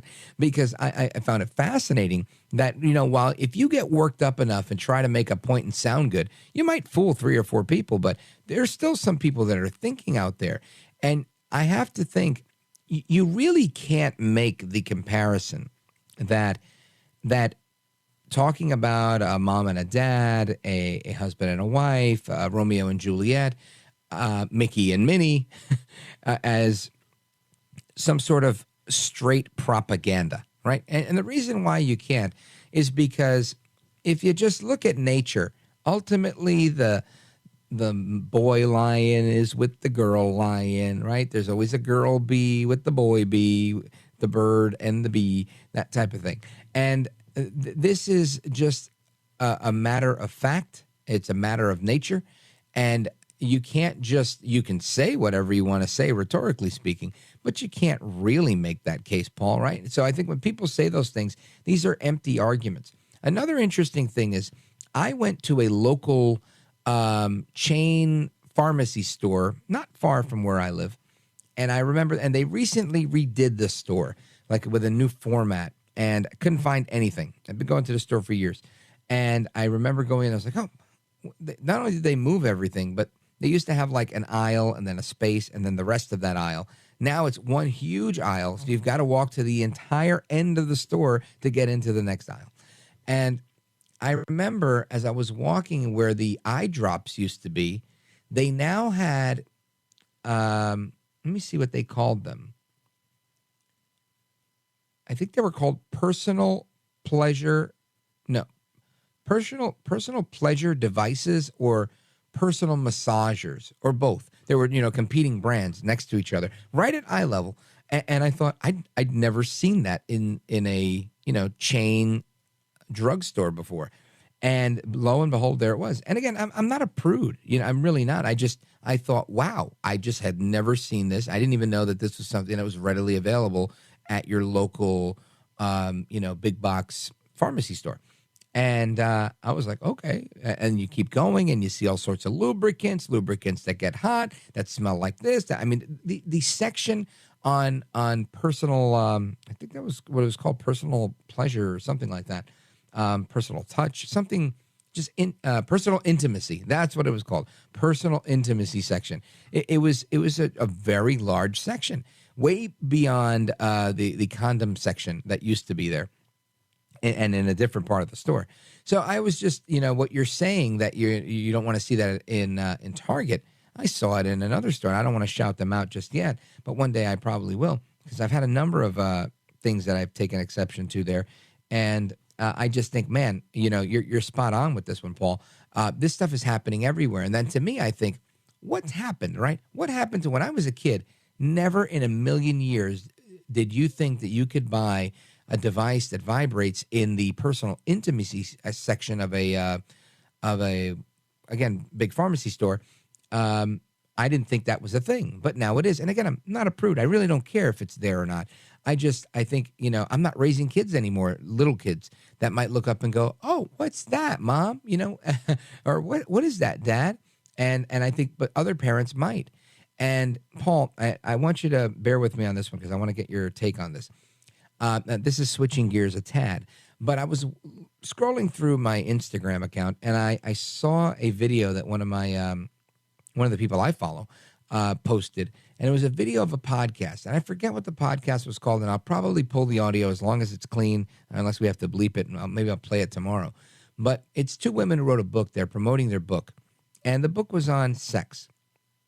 But the woman asks, if you have a 14-year-old at home that's asking questions about one of these personal intimacy devices, what do you do? And these, both women, both moms, they emphatically said, oh, get it for her right away. Get it for her and get her the batteries or something like that. Like to emphasize, absolutely get this for your 14-year-old kid. And the woman said, oh, I agree, because otherwise they'll find, some 14-year-old boy to learn and experiment with. And we don't want them doing that. And I just thought, I don't know where to put myself right now. Like, I was like, I happen to have daughters. This thought has never gone through my mind. And I just, I don't know. And maybe I am a prude. I doubt that I am. But I think it's interesting how the conversation has changed and we've moved the envelope on so many of these things, Paul. Well, yeah. And, at 14 years old as a girl, she don't come to dad for that. Go to mom. If you don't feel comfortable going to mom, go to your aunt. Go to somebody like that. I'm not a prude either. But, I just think there's a time and a place for everything. Yeah, and, like when you're 18 or something. Commercialized. Yeah, right. When you're that young, I'm still thinking about baseball and things like that. My daughter was a volleyball player and was in band and all that. That's something that's between the mother and the daughter. And with the guys, same way. Well, go ask dad, or they're going to hear it from their friends and so forth. But we know how much of that's a lie when you're 13, 14 years old. Till you get a little older. But that's my take on that, Rich. Yeah, well, I appreciate it. And I just thought, man, this is just so interesting how I never in a million years thought that was going to be part of the conversation with anybody in their 14-year-old. And I never thought I'd see this stuff on the shelves. So it seems to me that we've seen a hypersexualization and commercialization of these products, and it's gone mainstream. Paul, thanks for your call. Big shout out to everybody in Ohio on WHIZ. We're going to continue with your calls. We've got calls from all over coming in. We're going to continue, get to you momentarily. We're going to take a quick pause right here. I want to remind everybody, if you missed Julie Kelly tonight, great interview, you can check that out at richvaldezamericatnight.com. You can also subscribe to the podcast there, where you can listen to the replay anytime you like. Tonight's replay will be up in about an hour. And, of course, any of the old archived episodes are available at the website as well. Rich Valdez, America at Night. Your calls are welcome. 833-4-VALDEZ. We're coming right back. Don't move a muscle.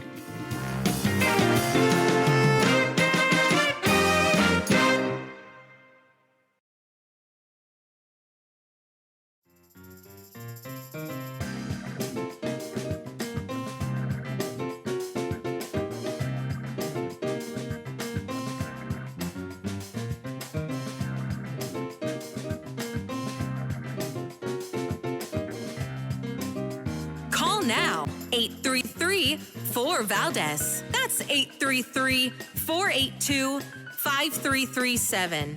833-4-VALDEZ. That's Valdez with an S. All right, so welcome back. It's me, Rich Valdez. I'm here with you straight till 1 a.m. tonight. Feel free to get your calls in early and often, 833-482-5337. Let's go to Sue from Schweikesville, Pennsylvania, listening on WXDE 105.9. Go right ahead. Hey, Rich, they have Hi. that kind of stuff at Walmart, too, No way. Kind of stuff. Yes, I had no idea. Maybe I'm just naive. I'm not a prude. I'm naive. Well, maybe I am too, because here I am. I'm at the first aid area, looking for Band-Aids or whatever, and right next to where the first aid stuff is They have, what you would have normally expected to see condoms there. Well, they have condoms, but they have all this other stuff. I mean, condoms that have little something on the end and all this. And they have something called butt plugs. I'm like, whoa, hold on a minute. Is there that much call for butt plugs that they have at Walmart? I mean, man. Oh, my goodness. I was like, I don't even want to know what that is now. Yep. I'm not touching that one with a 10-foot pole. But it's interesting to say the least how things have evolved. And I only, again, adults do what they want to do, and that's fine. More power to them. I'm all for that. I just feel like not only are we mainstreaming a lot of this stuff, which is, again, it's not even an issue to me in so much as it is where it seems like it's accessible to, what Paul mentioned earlier, which he said, back in the days, you had to go to the porn store to buy those things. And I don't think there's anything wrong with that. I think those stores were always kind of like off limits to kids. You couldn't walk in there if you were in high school. It was like, it was a thing. You had to present ID or whatever. And I feel like, who's checking your ID at Walmart? And it just feels like, I don't know, like it's somehow eventually going to be proliferated by younger people that probably could benefit by waiting, right? Yeah. Wow. That's my thought. Well, and the other thing you were talking about, the Target thing, the Target stores. I saw a video today that a woman posted on Twitter, I guess, where she went into Walmart, and they even had in the children's department all these kind of like, gay, lesbian kind of like stuff for onesies for like little kids that are, I'm going to tomorrow. I'm planning to go to my local Target just to see if they have that stuff in my store here. Now, in Pennsylvania, we're not down for it or anything, but hey, I want to see for myself whether they have all that stuff. Because that's crazy. Yeah. Interesting. Let me know. Give us a call and let us know. Because I don't know. I haven't checked. I'm pretty sure every Target store in my neck of the woods in Jersey or New York definitely have that section and do their thing. And again, my issue is not even with this section. The issue here was over the outrage on the bathing suits that were available for, I think, adults and had sizes and products for kids as well, where you could do this tuck thing. And I think that's where it's like, come on. It's clear to me, at least my view, that this isn't about this supply and demand, right? It's definitely not. This is about demand creation, right? It's a marketing term where you put the stuff out there and then hope the customers will come and create the customers for it. And I think that's where people take exception to this, where they feel like people are pushing their children towards something that they may not naturally have gravitated toward. And, it's an old adage or a well-known secret that the reason gangs survive and thrive in bad neighborhoods is because people always have this need and want to be accepted, even when they're being rebellious. And that's why people look at gangs as their family. And that doesn't change. If you give them a different gang, per se, to join, or a different way to be accepted, to say, hey, look, maybe you're trans. Maybe you're non-binary. Maybe you don't have to say if you're a boy or a girl. Just, whatever. Be whatever you want to be. You can be gender fluid, paint your nails, dye your hair. You get to do whatever you want. You're in charge. You're the boss. Your feelings, everything's okay, right? And literally, I feel like we're perpetuating mental illness, and I don't think it helps. And clearly, I think we're reaching epidemic proportion where we've seen, a handful or half a dozen or close to half a dozen of the last several school shooters, at least 4 that I can think of, were transgender, non-binary. They're clearly identifying this way. I don't think that means that people that are trans or non-binary are school shooters. I think that people that are afflicted with issues of mental health, self-esteem, whatever, and what have you, are choosing these labels and to say that they're this or that because they're looking for acceptance. They're looking to belong. At least that's my thought, Sue. Yeah, well, in the, I don't know if you saw the thing about the Adidas they have a guy posing in a woman's swimsuit. It's clear he's not tucking. I mean, the pictures they took of this guy were to emphasize that bulge there. So I'm sorry. I'm like, what is going on here? That's right. Obviously he should be buying at Target. Yeah. Yeah, but seriously, it's mental illness. I do think so. Because, back in the day when people truly had this problem and they have the surgery, most of these people who claim to be transgender never go through surgery or anything like that. They don't really feel like they're in the wrong body. I think it's a pose that they're putting on. They want to be hip. This is the hip thing to do. Because if you're tucking and you're, having everything that's reversible, then you're not really serious about that, Yeah, again, I don't know enough to speak on this. It's if you say something like, yeah, if you were really serious, you'd get the surgery. And they'll say, how dare you? There was just a clip of audio last week where they were saying, if you don't accept women that are trans women, then you're some sort of a transphobe. I mean, it's just bizarre and it's difficult to keep up with, Sue. Thank you for your thoughts. I appreciate the call. More from you all momentarily. 833-482-5337, 833-4-VALDEZ. This is America at Night with Rich Valdez. Call now, 833-4-VALDEZ. That's 833-482-5337. 833-4-VALDEZ. That's Valdez with an S.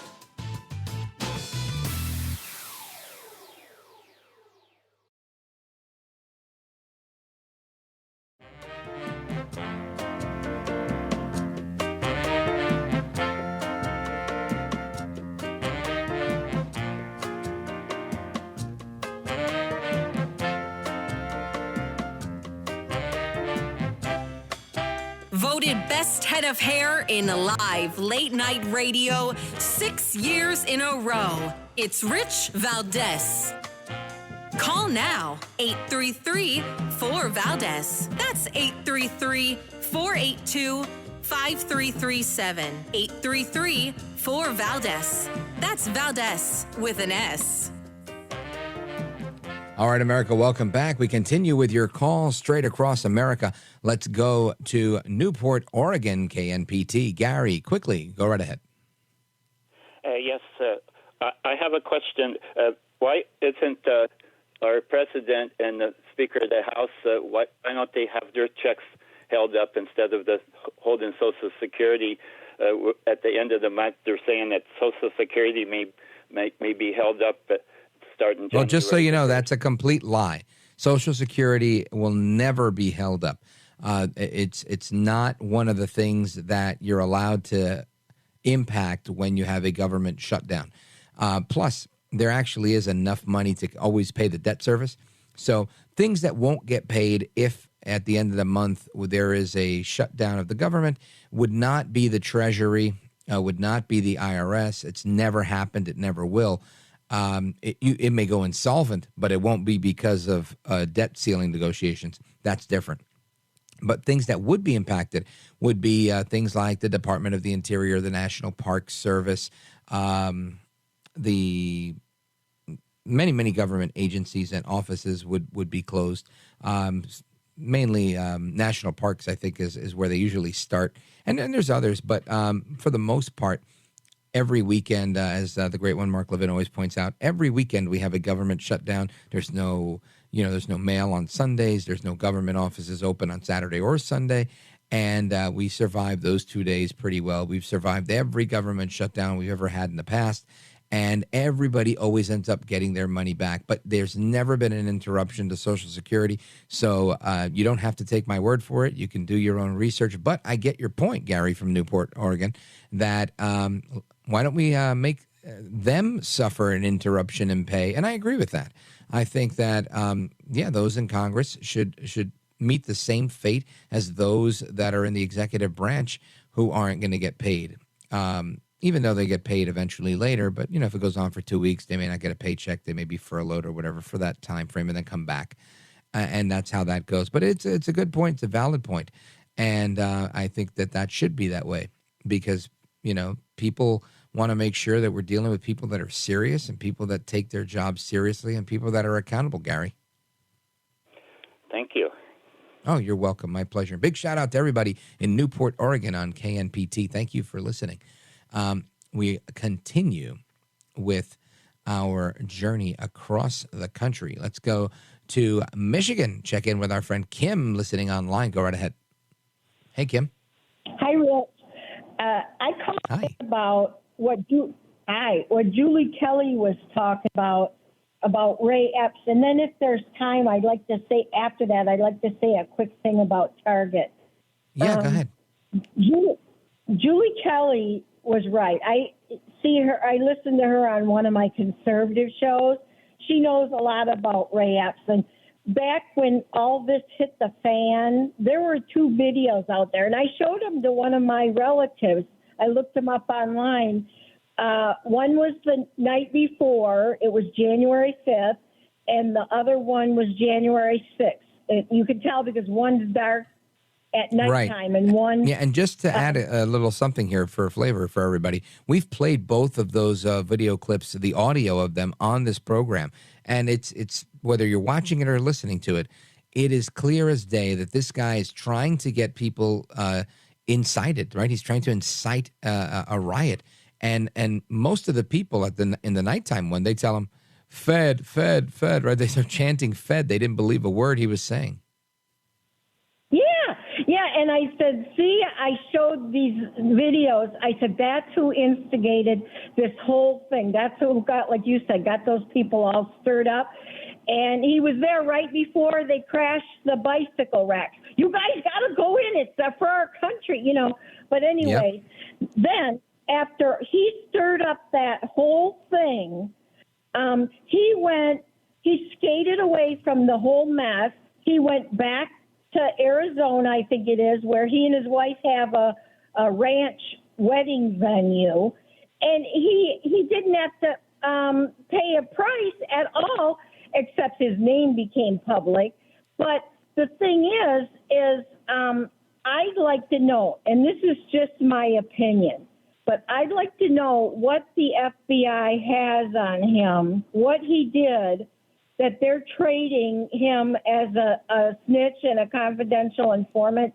I've always wondered what he's paying back. You know what I'm saying? Yeah, it's interesting, Kim. I don't know that there's always. I think it's there's an allure, or it's somehow sexy for. And I'm not saying you're wrong. I'm just saying, I'm a skeptic on issues like this.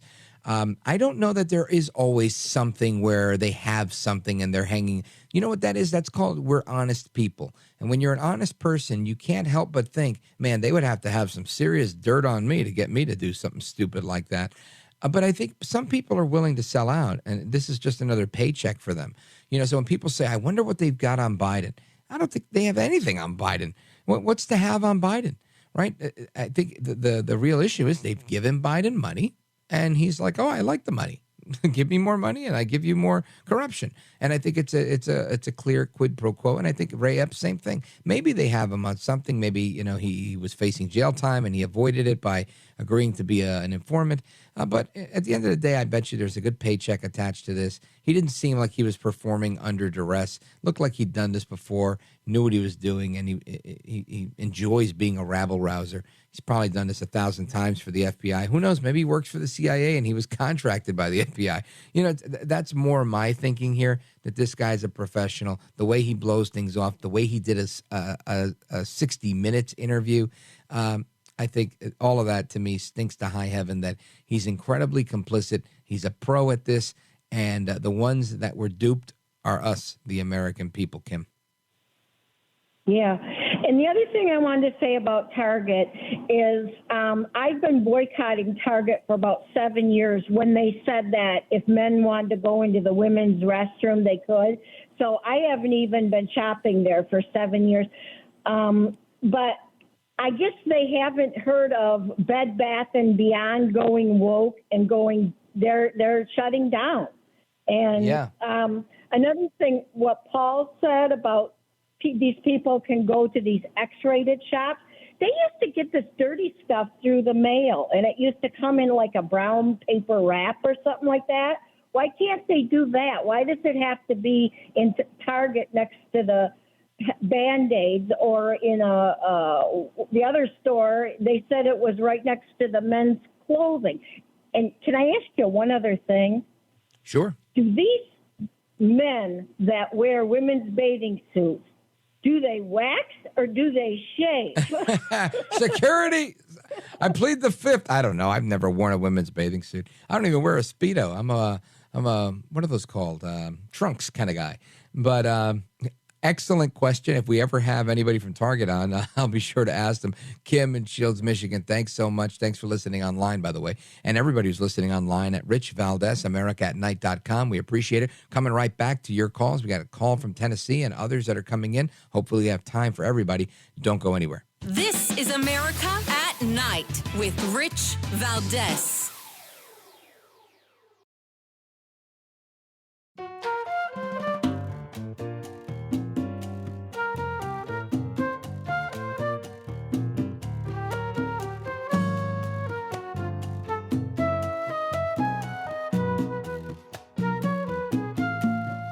America at Night with Rich Valdez. So, folks, just a bit of news here. The non-binary nuclear official from the Biden administration, Department of Energy official, Sam Brinton, you may know him as the luggage thief.